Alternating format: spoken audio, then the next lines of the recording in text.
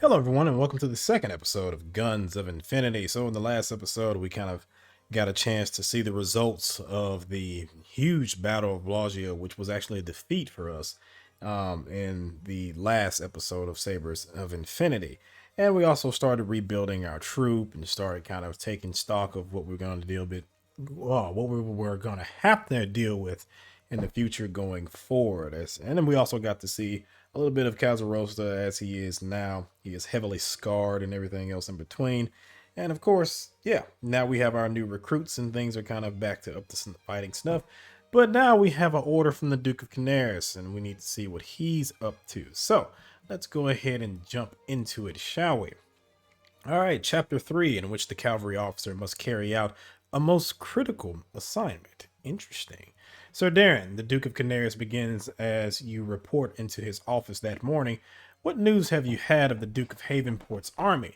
You shake your head. Very little, sir. You reply, I have nothing save that they had begun a siege of the city of Caringia not 3 weeks after their departure. In the nearly 3 months since, I have heard nothing of them. Canaris nods. That is to be expected. Havenport's army has done little worthy of note since then, the Duke sighs. The city of Caringia is the key to His Majesty's strategy. It must be taken. However, its fortifications are too heavy and too well founded. Havenport's cannons have been unable to make a practicable breach, and his sappers haven't made much headway either. You nod.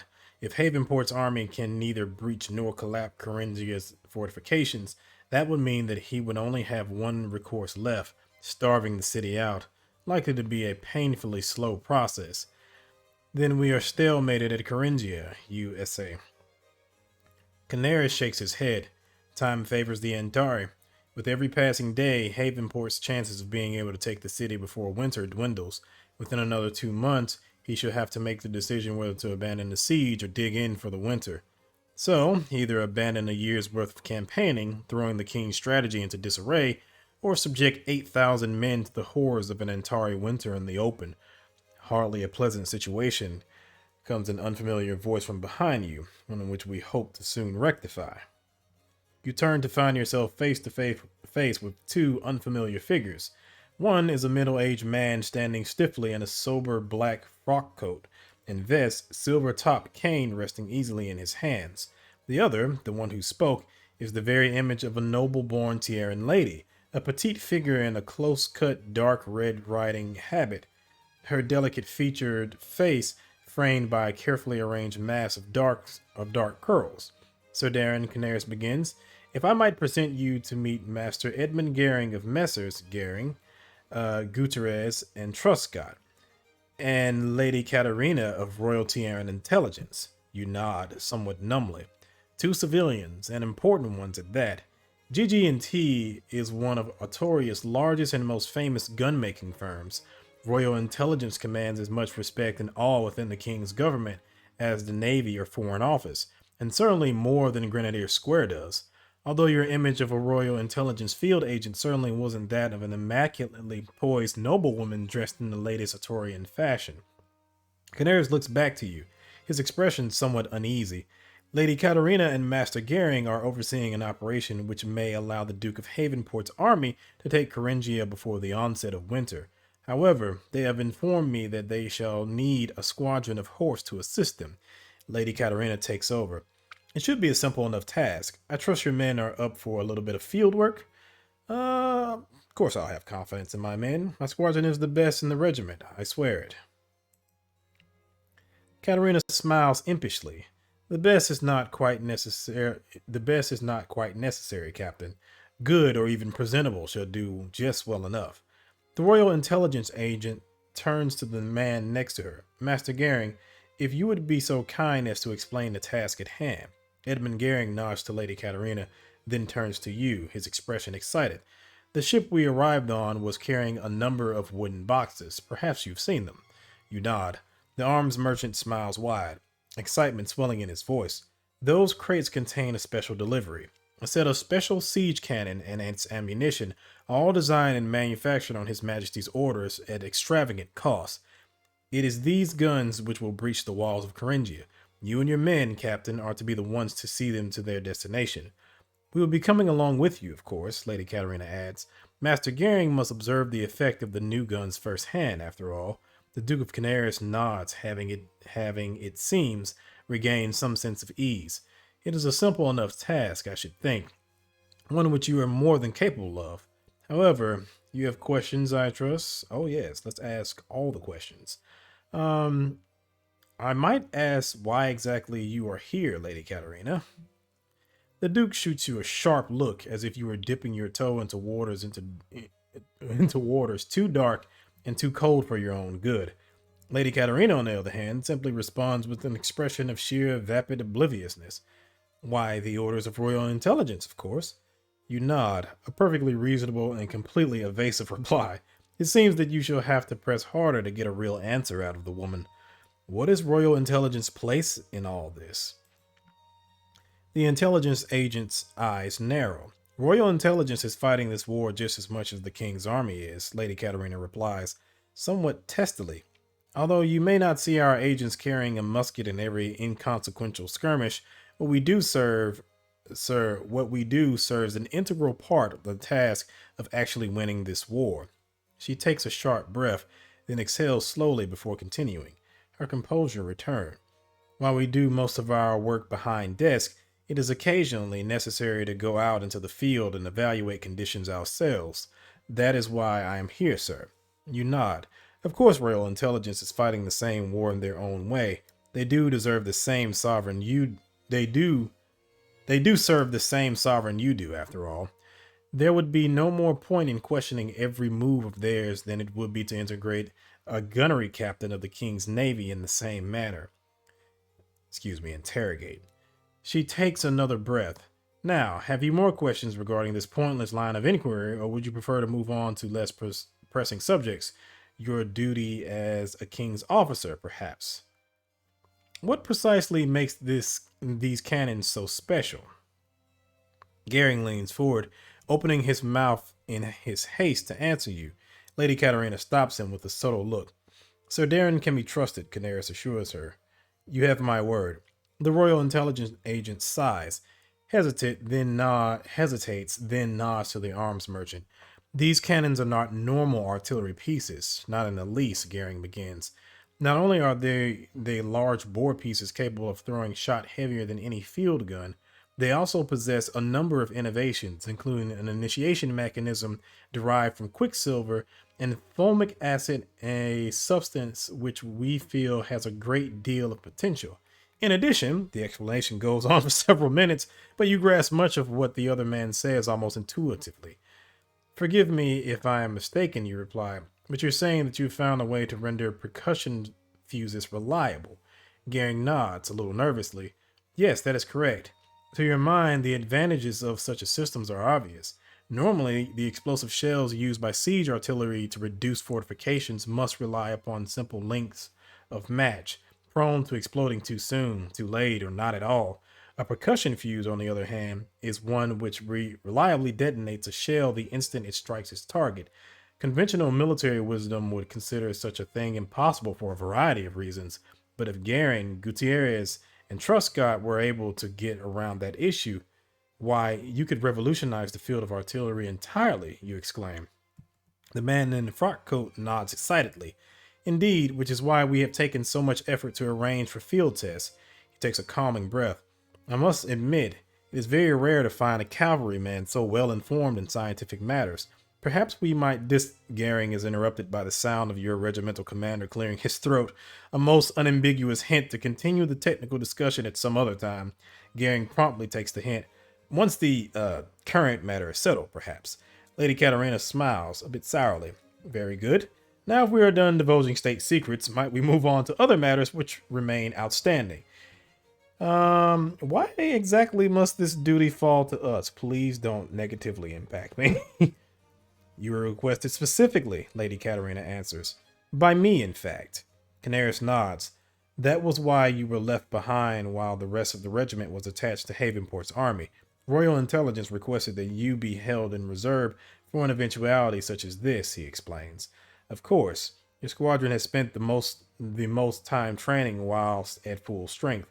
It would stand to reason that royal intelligence would choose you for whatever task they needed. Of course, with Canaris ordering you to go along, it's not as if you have a choice but to do royal intelligence's bidding.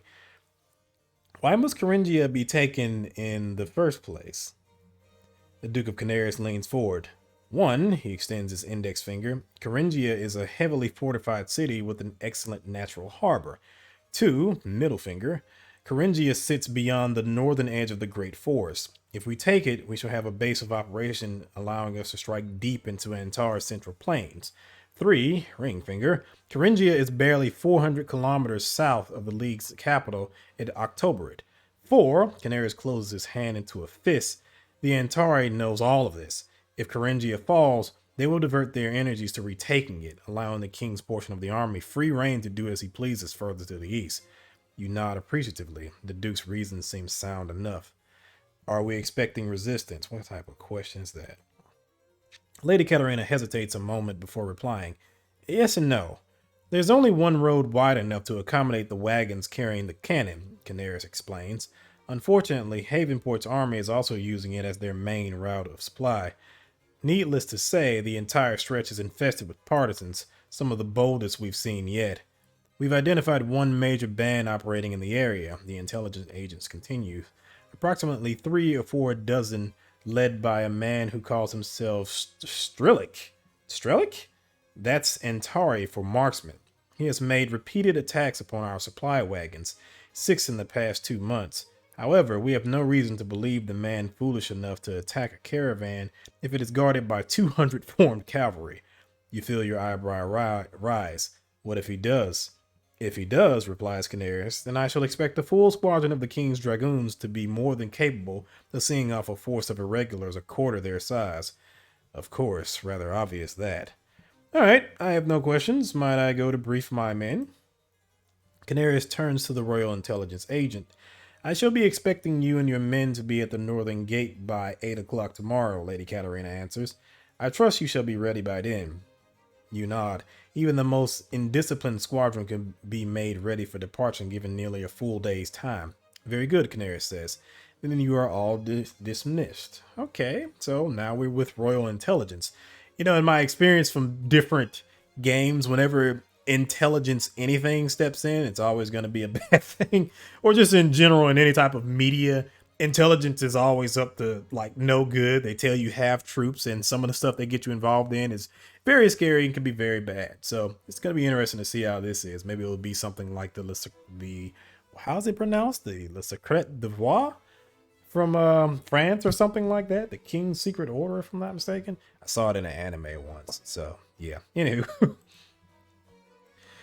You make to leave. Oh yes, the Duke adds. There's one more thing, Draken. You turn back again. Canaris waits for Lady Katarina and Master Garing to leave before continuing hesitantly. My heir. He stops for a moment, then shakes his head as if blotting out the last words he spoke. No, my son. Might I make a request of you to look after his welfare? Reynard is earnest and well-spoken. That gives him 2 of the 3 virtues he will need to possess when he one day becomes Duke of Canaris. I pray you will keep him safe long enough for him to acquire the 3rd. I mean, of course. I mean, yeah. Why would I say I make no guarantees? But yeah, I can, of course, watch over his son. I don't think he'll be too much of a problem. He seems like he's doing a pretty good job all on his own, so it shouldn't be any issues. The Duke nods. Thank you, Draken. You may go. You nod to acknowledge the Duke's words, then you turn and make your way out. Now see, perhaps this will turn out well for me, because it just so happens that I have a sister that may or may not be grown. And if that's the case, maybe she can marry the Duke or the Duke's heir, and I will have a very powerful ally on my side. It is noon by the time you are able to call your squadron's officer together. In your own quarters around a bottle of passable claret and a plate of asparagus in oil, you fill them in on the squadron's assignments. Are you sure we're ready, sir? Sandro essays as he eyes his half-full glass warily. I fear some of the men might still be shaky. Still shaky, eh? Blaylock growls, his knife and fork dismembering a stalk of asparagus with deft precision. Give me the day. I'll beat the shakes out of them, by the saints. Surely that won't be necessary, my dear Blaylock. Lord Renner replied smoothly. If there ain't to be trouble, then we'll tell the men so. All we need to do is assure them that there ain't nothing to be fright about. That'll smooth 'em. Good Lord, this accent. What happens then if there is trouble? Sandero replies. With the forest as thick with life as it is, an enemy force could very well creep right up to the edge of the road, mass from both view and bane sense in such a case. I'd rather have our men alert and nervous than relaxed and off guard if we ride into an ambush. Your officers turn to you. Ordering your men to take precautions will likely lower their mood, but if your men are attacked while half asleep, the result could be disastrous. Well, I can tell the men that they can relax, tell the men to maintain some minimal caution, order the men to maintain normal readiness, no half measures. I want every precaution made. Well, let's go here. Normally I would like to be cautious, but I think they kind of might need a break. Perhaps. And I have been drilling them quite a bit. So, yeah, I think I'll tell them to relax in this particular case. I mean, they have been drilled to hell, and I usually do drill my men to hell. So let's in this particular case just tell them they can relax. So yeah. Plus, I actually do want to see how good they'll work under some pressure if they do encounter some pressure. Sir, Sandoril's tone buries his incredulity deep, but you can still hear it. I said that the men may relax, Lieutenant. You repeat. I shall not ride my squadron's nerves raw on the off chance that a partisan is stupid enough to attack a column of 200 horse. Sandero sighs, unwilling to essay his luck in a dispute against his commanding officer. Very well, sir. There are only a few more orders of business after that. Then it is time for a bowl of garlic soup and a plate of roast beef, accompanied, of course, by another bottle of claret. After that, the four of you go over a map of your route, making note of alternate routes and possible sources of trouble. By the time you have finished both meal and meeting, it is after 3 o'clock, and your officers soon leave for their respective units to ready their men. In the meantime, you spend the rest of the day getting your own affairs in order. By the time the summer sun finally slips under the horizon, you are already exhausted and climbing into bed. Alrighty then. Also, I didn't get a chance to look at the state of the war. Let's see if anything has changed there. Oh God. Oh gosh. There's quite a bit to change. Okay, alright. So we were where were we? I think we are right here. I think so. I think that's right. Yeah, I think this is right. Let's see. The army in Antar splits into two divisions. The King's division, consisting of 12,000 men, is to head north, while the Duke of Havenport's division of 11,000 men is to advance west and to take the fortified Antari port of the city of Coringia. Two regiments of line infantry, 3 companies of engineers, and the experimental corps are dispatched from the Duke of Havenport's division to reinforce Fort Karen, an extant outpost at the northern crossing of the River Karen. Prince Korobir moves his army to the town of Milanoval in preparation for the year's campaigning. In the winter of 609, the Earl of Weathern is able to assemble a temporary coalition between the various factions of the courts for the duration of the war. Rumors abound that both Lord Barrithorn, the head of royal intelligence in Atoria, and the Queen Dowager Gwyneth de All Havenport were heavily involved in negotiations.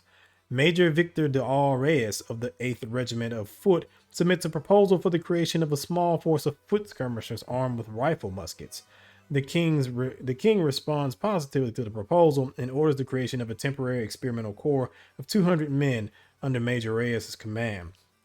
In the summer of 608, still mourning the death of his father, Ewan de All Candles, or Candlemas, the new Duke of Wolfram, makes his first appearance in the Tierran courts. The young Duke aligns himself with the peace faction, throwing the precarious balance of power into disarray. A board of inquiry is commissioned by Grenadier Square for the purpose of investigating the events of the defeat of Logia. Oh, this is going backwards. Okay. In the autumn of 607, with the onset of the autumn rains, Prince Corbett retreats to winter quarters near the fortress of Janis Koval on the southern edge of Antar's southern plains. King Miguel orders the temporary reinforcement of line infantry regiments serving in Antar, with men from marine complements serving on board the ships of Royal Tiaran Navy. The move proves deeply unpopular with the Tiaran Admiralty, but it serves to help replenish the army's depleted ranks with hardened veterans. Faced with the specter of food riots, an order of magnitude more severe than those of the year before, the courts, led by the Earl of Wethern, implement a grain subsidy. With Tierra starved of Antari grain by the war, Tiaran must now buy their grains from Kian merchants, who do not hesitate to raise the prices to meet increased demand. In the summer of 607, the Duke of Havenport is officially appointed Lieutenant General and Counselor Militant to replace the late Duke of Wolfram. Prince Corbirid begins to send raiding parties south to probe Tiaran defenses. Anxious to avoid making plain the weakness of his position, the Duke of Havenport orders the Tiaran cavalry, under the command of the Duke of Canaris, to intercept these raids with utmost vigor. In the late spring of 607, okay, that's that. All right, so yeah, that's actually going backwards. That kind of confused me for a second, and I didn't read this one up here. The Duke of Havenport's army begins to lay siege to Caringia. Initial progress is slow, with Havenport's artillery proving inadequate for the task of breaching Caringia's walls. The king's division takes the town of Solokoval on the northern edge of the Great Forest, facing Korobirid's army. Okay, so yeah, a lot has gone down, but let's get back into it, shall we? All right. The next day, you find your men assembled in a column and ready to depart at Naringia's northern gate. Your squadron is hardly a marvel to be seen, but they appear serviceable enough. Although a few men may be unshaven or missing a few pieces of kit, your command is still in reasonably good order, and the dressing of its ranks, though not perfect, are not the worst you've ever seen.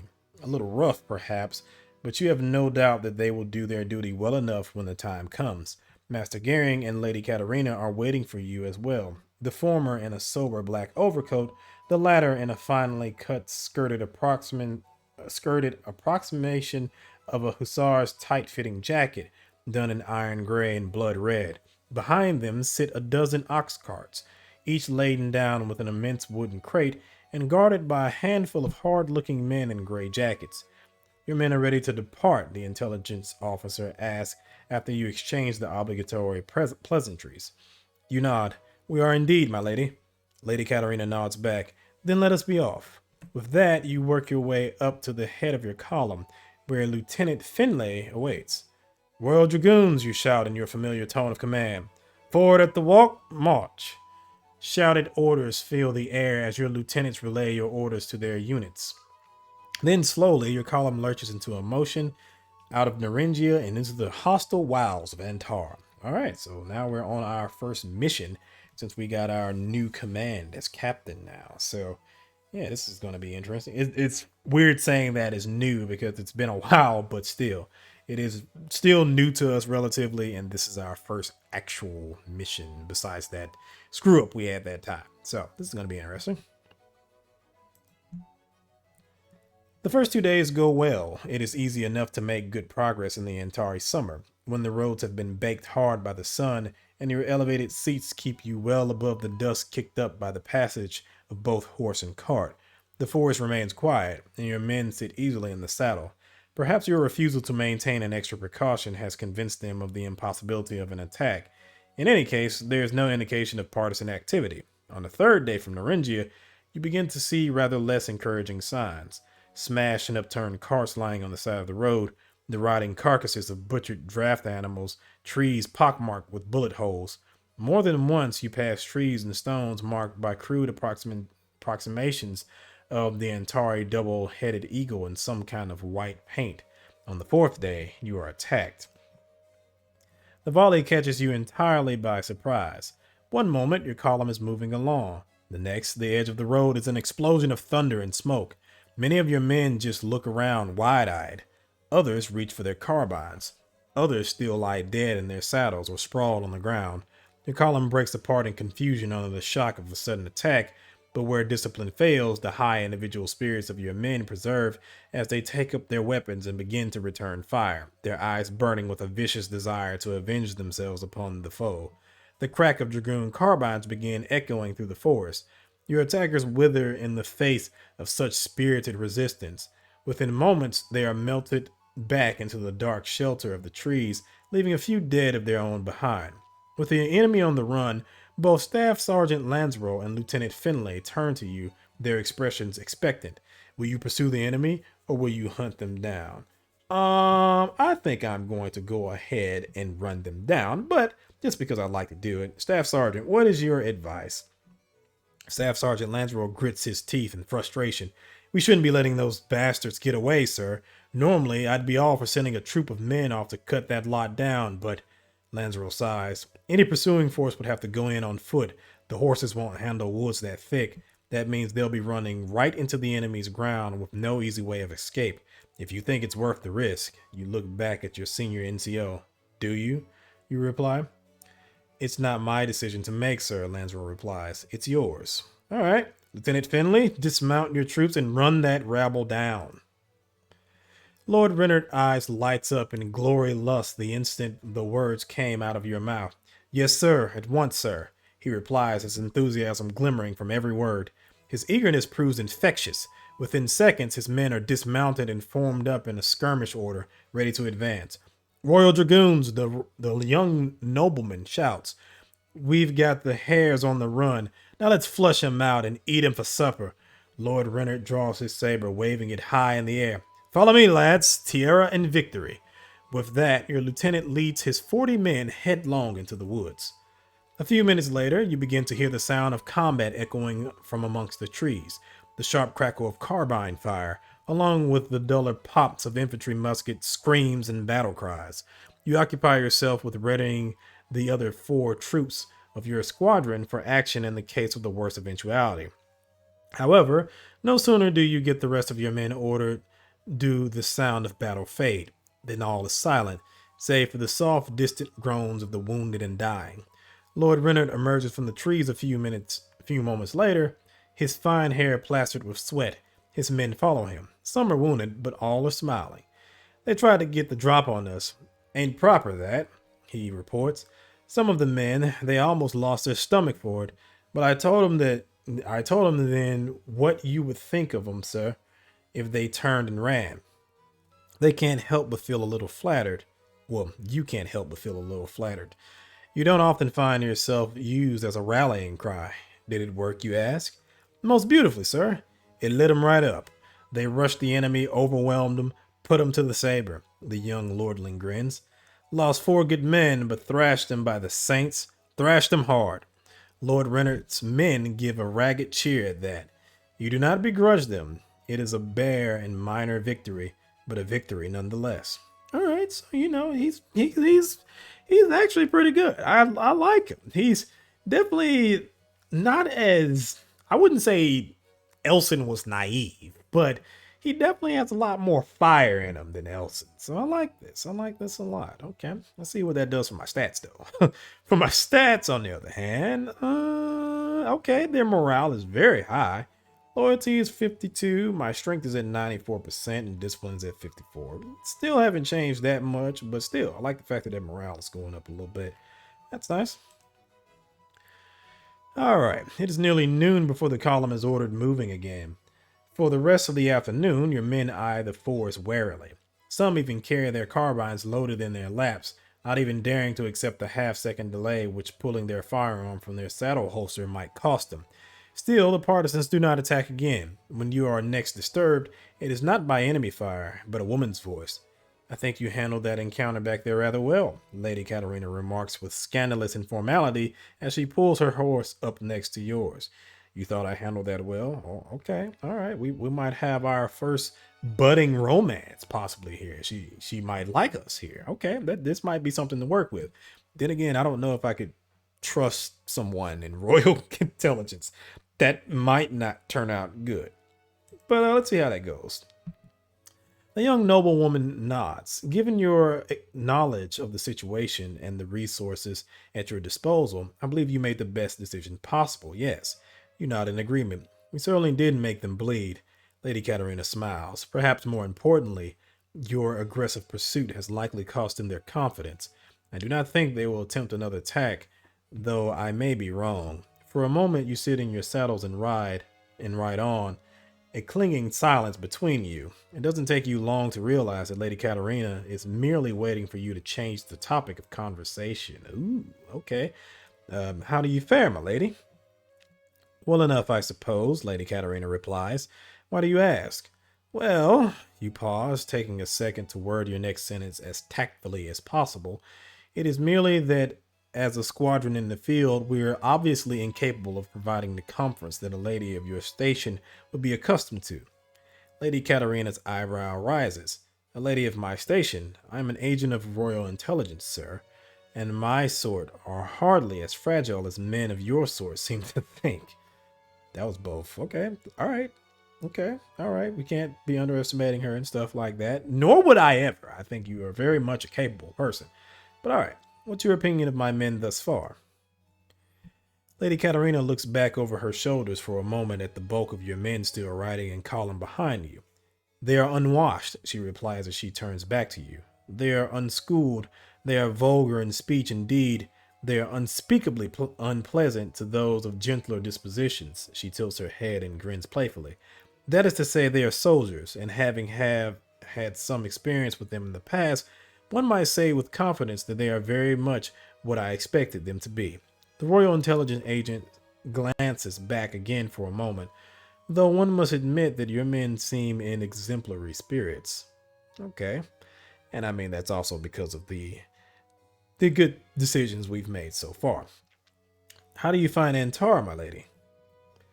Surprisingly dry, she replies, unpleasantly so, in fact. Surely it is not drier than most parts of Tierra, you reply, somewhat puzzled. Southern Antar wasn't a steam house, but it was hardly a desert either. Lady Katarina shakes her head and sighs. When one is brought up on the salt coast, one conception of proper climate becomes rather warped. Your eyebrow rises. Your own memories of the salt coast weather must mostly involve cold rain, biting wind, and salty spray, and that was on the calmer days. I would hardly class the Salt Coast's weather as proper in any sense of the word, my lady, you reply. Lady Katarina's smile turns sardonic. I did not leave my family's estate until my debut at Atoria at 16, she replies dryly. I hardly had much in the way of comparison. Yet still it is Salt Coast climate which sets your standard, you ask. The noblewoman laughs again. I suppose familiarity brings comfort to even the most miserable circumstances, she muses. As wretched as the storms in Salt Spray were, I rather miss it. All right, so we've had some conversation with Lady Katarina, so let's go ahead and move on. If there's nothing else, then I bid you good day, my lady. There is actually one more matter. Oh, God. The Royal Intelligence Agent rides up closer to you until her knee is almost touching yours. Considering the situation and the value of our assignment, my mind would be set more at ease if we took additional measures to diminish the chances of another partisan attack. You mean you want us to move faster in order to reach safety before the partisans can prepare another attack, you reply. Lady Katarina nods. I would strongly suggest it, yes. The dark-haired noblewoman pulls out a folded map from a hidden pocket within her riding habit. She turns it towards you so that you might see your route upon the paper, traced in grease pencil. As you likely know, we are here. She points to a spot about a third of the way up the line. Up here, her finger moves down the route to a spot about 3/4 of the way to Coringia, is a bridge, the only crossing over the River Carron for 50 kilometers in either direction. If the partisans are to ambush us again, it will be there. You nod in agreement. I must concur with your assessment, and I assure you that I have already considered the matter, you reply as you reach into your tunic pocket and pull out your own map of the region, the one which you had gone over with your officers the day before you departed Naringia. Unfolding your map, you point it to the same crossing, only on your copy the point is already annotated with the words most likely point of ambush in your handwriting. Lady Katarina seems taken aback a moment, almost as if she had not expected you to take what almost seems like an elementary precaution. I've been in the king's service for the better part of a decade, my lady, you reply, trying to keep your tone genial. You have no need to remind me of my duty. Lady Katarina pauses for a moment, caught off balance. Then she nods. Yes, of course. I shall trust your professional judgment in this matter, Sir Darren. I give you joy of the day. Okay, I can drive the men and horses as hard as they will go. I order the column to make moderate haste. I maintain our normal pace. I send a detachment to rush ahead and hold the bridge for me, or I can ask my staff sergeant for advice. Staff sergeant, what do you have to say? Aye, we could spin this we could speed this up a bit. Probably move at double speed if we had a need to. Lancero muses when you bring Lady Katarina's suggestion to him. It might kill some horses, though. We'd probably break some wagons too. The staff sergeant looks over his shoulder at the column behind you. Of course, it'll be the men who will really suffer. I can't guarantee you that this lot is hard enough to handle a quicker pace. Yeah, that's probably a fair point.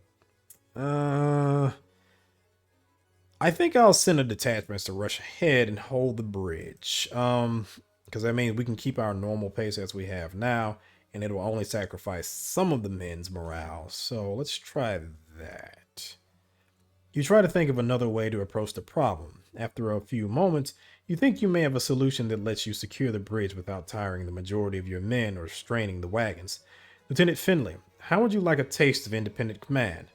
Finley looks puzzled as he brings his horse up next to yours. Independent command, sir? You remember the bridge we spoke about, you ask. The one we marked on the map as a likely point of ambush. Your subordinate nods. I need you to take your men and second troop on ahead with greatest possible haste. Secure that bridge and await my arrival. Your subordinate snaps you a quick salute.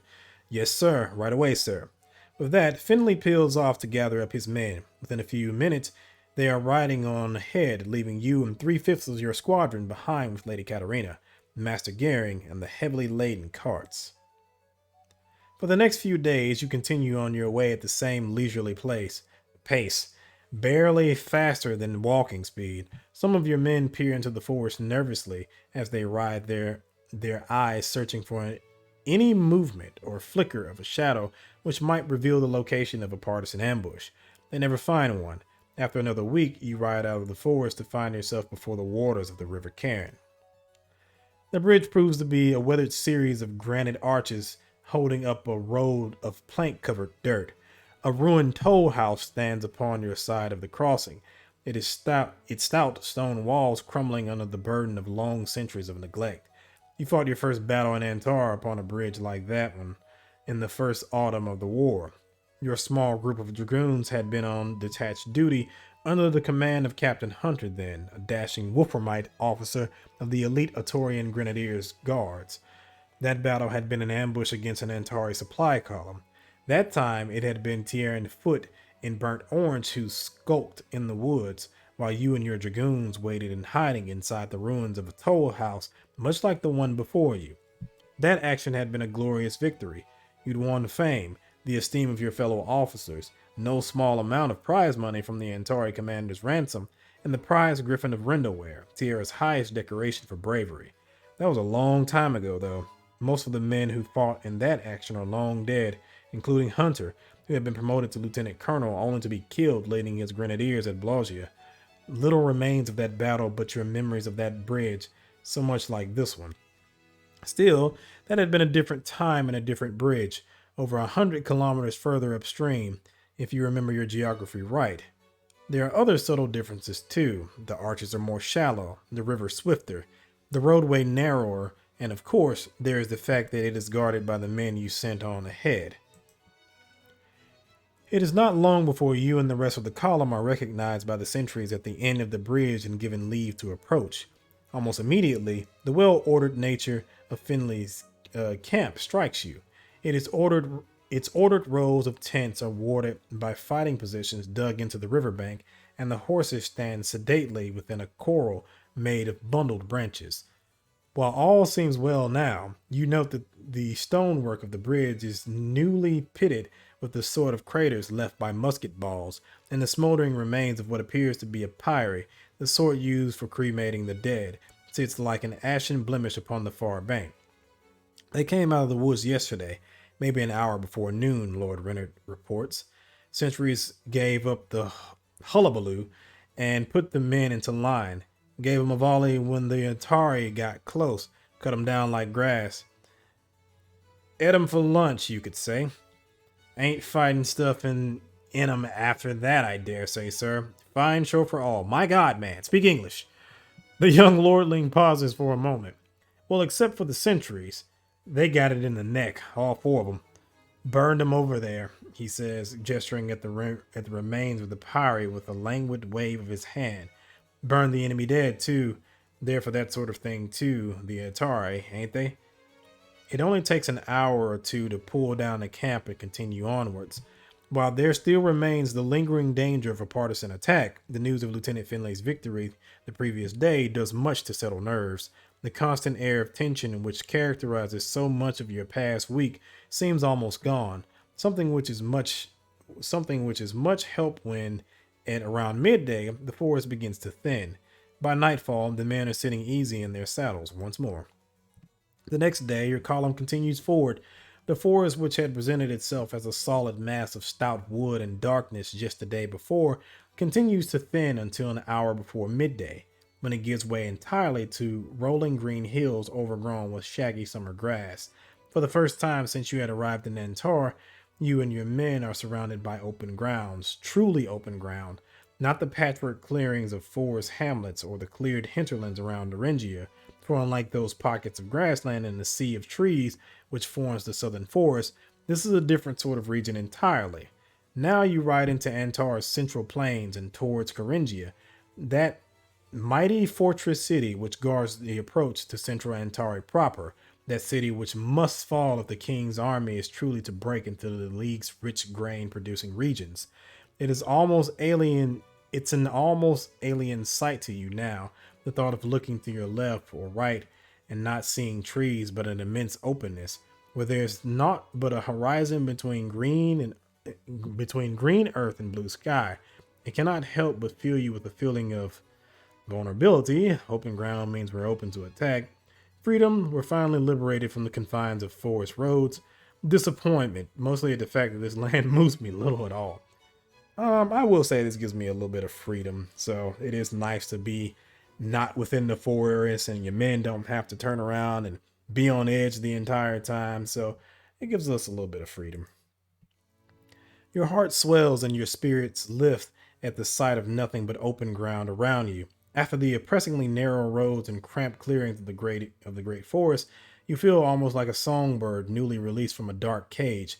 It is a glorious feeling, and at moments when your self-possession begins to wane, it seems as if only your self-control stops you from simply riding out of the column and into the open plain to run at full gallop across its endless face with the sun forever warm in your face.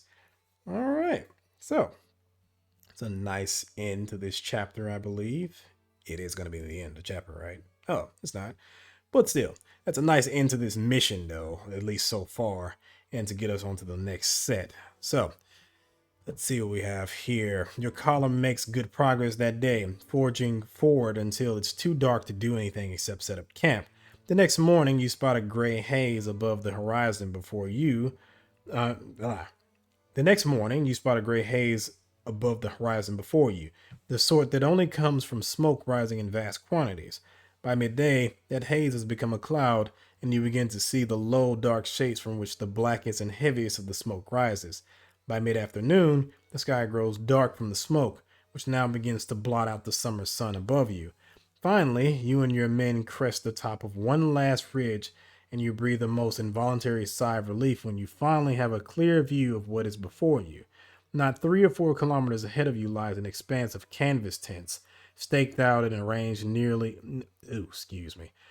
staked out and arranged neatly in rows around a large pavilion.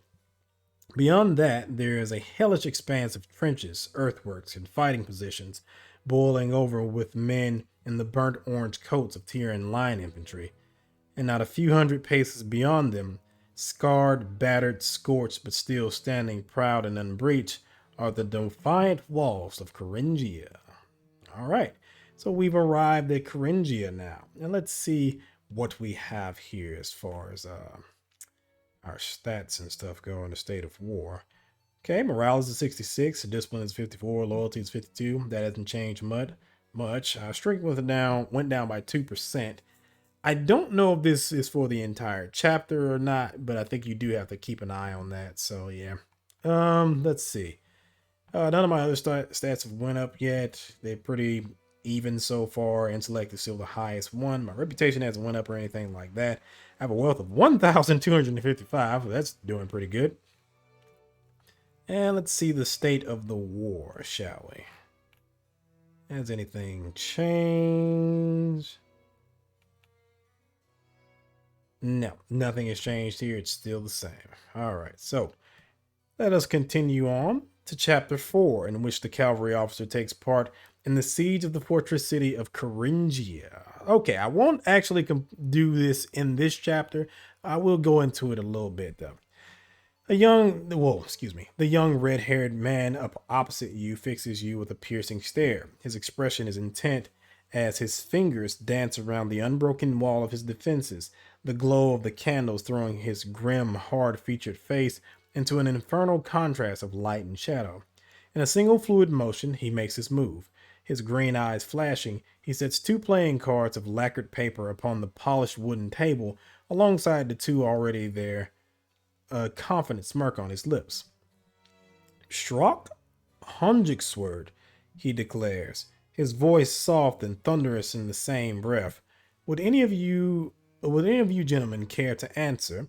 He asked, louder this time, loud enough for you to hear the light Kintari burr in his voice. The 2 other men at the table withdraw behind the defensive barriers of their own hands, hiding their expressions behind lacquered paper as they consider their next moves. One of them, like you, wears a jacket of green, gray, and blood red, his thin face matched by a perpetually tired expression. Lieutenant Colonel Roland de All-Keen, commanding officer of the 1st Squadron, and with the Duke of Canaris no longer fit for action, the de facto field commander of the regiment. He looks down at his hand one last time before folding it and shaking his head. The other man also wears the rank insignia of a lieutenant colonel, but he wears the burnt orange of the line infantry. Winthrop de All-Hartigan, the newly ascended Viscount of Hugh, commander of the 1st Battalion of the 5th Regiment of Foot. He too backs down. Hartigan was your old friend Elson's cousin by marriage. The 2 of you have been on friendly enough terms. It had been he who extended you an invitation to the evening's game. After all, there could have been no other way for a mere captain to be invited to this particular table in this particular tent belonging to the red-haired, green-eyed young man opposite you, for he is Lord Marcus de All Havenport, the Duke of Havenport's younger brother, and Lieutenant Colonel of the Kintari Highlanders at barely the age of 21. Lord Marcus looks to you. Do you seek to face me, Sir Darren, or will you come to your senses and back down as these gentlemen have? After all, you could still walk away with some bit of coin. Your winnings for the night sit to your left, a meager pile of silver and copper. If you back down, you could almost break even. But if you were to force a showdown, you would need to risk even that bare consolation. However, if you were to prevail, the pot would be yours, and you make a tidy profit instead of a slim loss. You eye the cards before the Kintari warily. There are a few combinations better than the Struck Hanjuku and Tassin sword, and your own hand certainly could not match it. However, all you have to go on is the young nobleman's word, and while Lord Marcus seems confident, it seems far more likely to you that he's merely bluffing. How will you act? Will you call his bluff, back down, or try to turn the tables with the bluff of your own? Okay, so I had to do this off camera once before where I had to play cards or whatever. And I think before I kind of relied on my intelligence and tried to do the intelligent thing. So I'm going to stick to that in this particular case. I'm not going to call his bluff. I'm going to try to turn the tables with a bluff of my own and see if that works.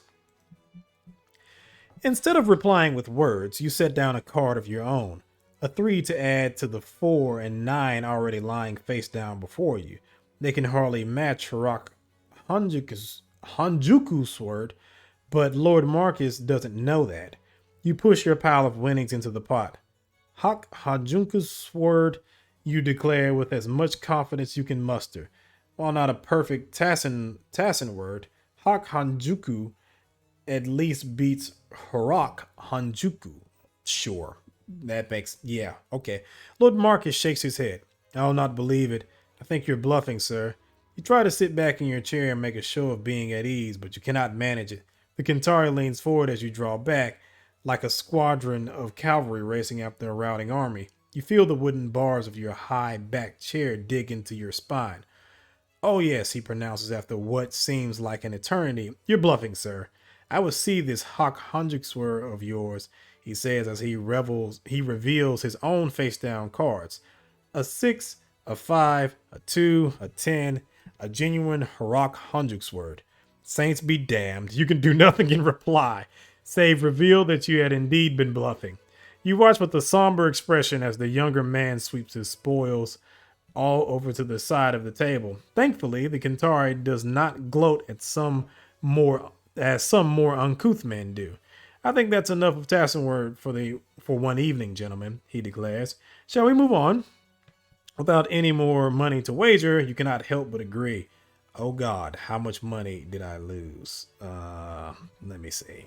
Did I lose anything? Oh, okay. Well, at least I didn't lose any of my own actual money. Great.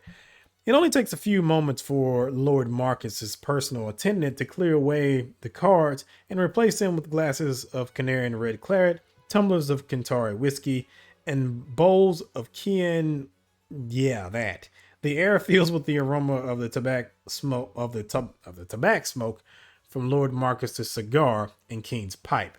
The tension of your last round of Tassenwort fades, and the table turns quickly to conversation. You don't have much of a chance to speak. Whatever parity you possess with these three men as players in a game of cards has now been subsumed by your customary roles. Once again, regardless of the informality of the circumstances, you've become a mere captain in a room with three lieutenant colonels, and in such august company, you try your best to keep your contributions to a tasteful minimum. Within minutes, the topic inevitably turns to the business of the army and the ongoing siege. I shall hope that this damnable waiting does not last much longer, Hardigan remarks at one point. Called up my men for inspection this morning. Nearly a third had some sort of fever or runs. Almost feels like my battalion's rotting from the inside out, just sitting here, wallowing in our own filth, with nothing to do except drink and let their drill grow dull. Hardigan has a point. A siege camp does little for the health of its occupants. In the month and a half since you arrived at the siege camp, your own men have suffered from illness and inaction as well. Keeping the men ready would be easier if those saints be damned partisans didn't make off with half of our supplies, King grosses. We'd at least have enough powder and shot to do musket drill then. Doesn't your brother have an experimental corps working chastising those rascals?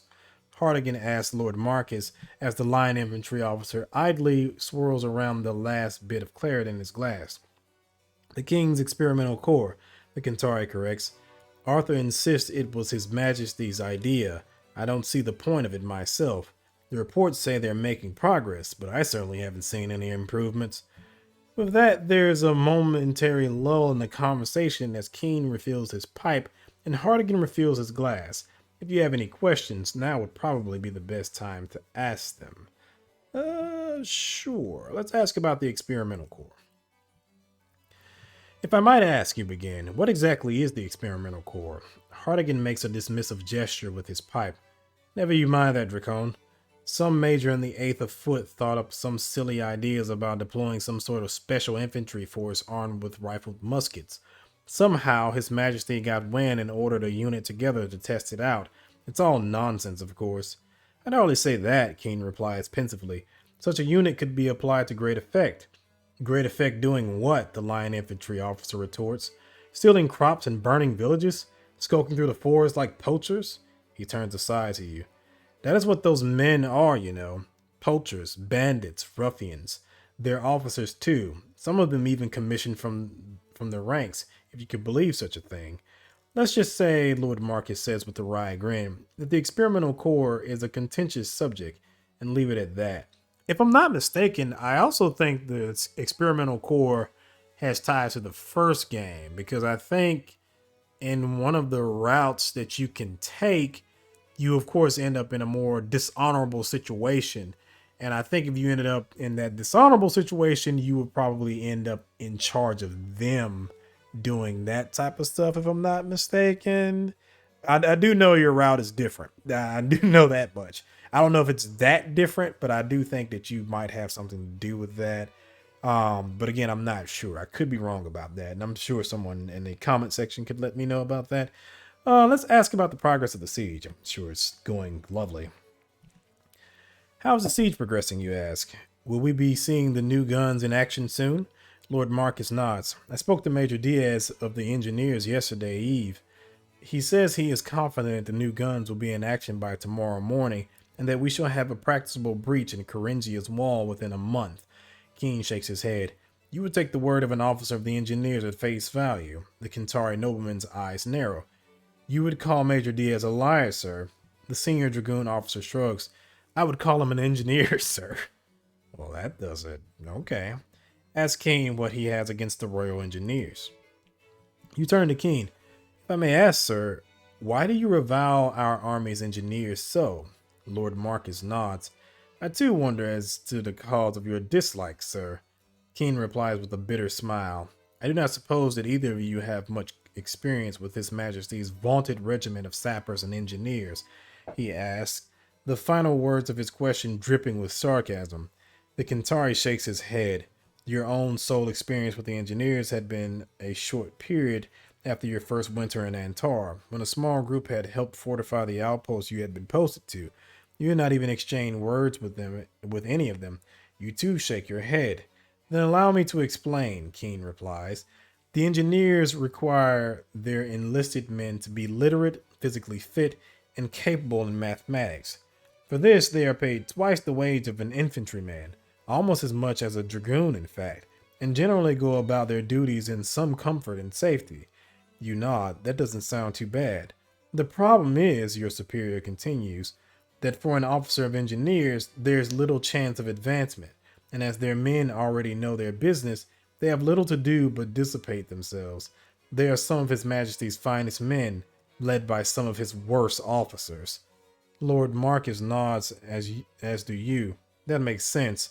With little chance for promotion or glory, only the most dissolute, indolent man would thrive as an officer of engineers. Good Lord. Inquire about partisans and the supply situation. Are the raiders on the road still bedeviling our supply columns, you ask? Keen nods, his expression bitter. They are. The Kentari nods. Aye, my brother has broached the topic of asking your dragoons to assist the experimental corps, as your men are already accustomed to the skirmish. The dragoon colonel nods back. Indeed, I received word to that effect this morning. You may assure His Grace that I have already drafted the necessary orders. You try to keep your expression neutral. Has Keen ordered your men to hunt the partisans in the forest? For an instant you consider asking, but you wave that thought away quickly enough. Now is not the time, and besides, you will know soon enough if and when the orders arrive. All right, and we'll say nothing else and move on. The next few minutes pass in desultory conversation, but nothing of real note. There is scattered discussion of recent court politics, the obligatory complaints regarding the bureaucratic pig-headedness of Grenadier Square, and the final obligatory toast to His Most Tyrant Majesty Miguel of the House Renderware, long may he reign. After that, there is nothing left but to bid your fellow officers good health and good evening. You play a fine hand of Tassenworth, sir, Lord Marcus remarks as you prepare to leave. Lord Hugh did well to invite you. If reports bear true, Draken fights just as hard as he plays, Hartigan replies, though you cannot be sure if he is merely being polite or in earnest. The Kentari nobleman barks a laugh. Then you are my sort of fellow, Draken. He extends his hand towards you. Let us be friends, you and I. It is a rather forward thing to do, to shake the hand of a man whom you have just met that evening. But then again, there is no reason for you to decline. To be friends with the Duke of Havenport's younger brother is no small thing. Again, some interesting things that could play out later on, because again, I'm assuming he's probably unmarried and he's in a very powerful position. So Who knows? Maybe I can work on that later on or in the next game, perhaps, if I make it out alive. Because as that last game showed, battles in this game can get pretty intense. And I've played through this one a few times. It's a doozy. It's definitely a doozy. But I am going to stop it right there, and we will pick this up into the next episode, which will be, I presume, this huge siege of Caringia, or who knows what else that I might turn around and get into. So, if you like the video, like the video. If you want to see more content like this, subscribe. I have a lot of things on the channel, and I will have many other things in the future. If you have any questions, comments, concerns, please leave them in the comment section. If you left comments in the last video, about certain changes you might want to see or something like that, and it's not reflected in this video, it's because I am recording some videos back to back over the weekend. Of course, for me it's Saturday, for you it'll be Tuesday. But yeah, I just got done recording the first episode. Now I'm recording the second episode. I do plan on recording some more for the weekend. I want to have at least a week's worth of videos. But yeah, there may be some delay in some of the changes and stuff like that. But yeah, again, as far as any other comments and stuff like that, of course, I'll be more than happy to reply to anything, any questions or comments or concerns or anything like that. Just let me know what it is. But anywho, we will go ahead and pick this up in the next video. So thank you for watching, and I will see you in the next one. See ya.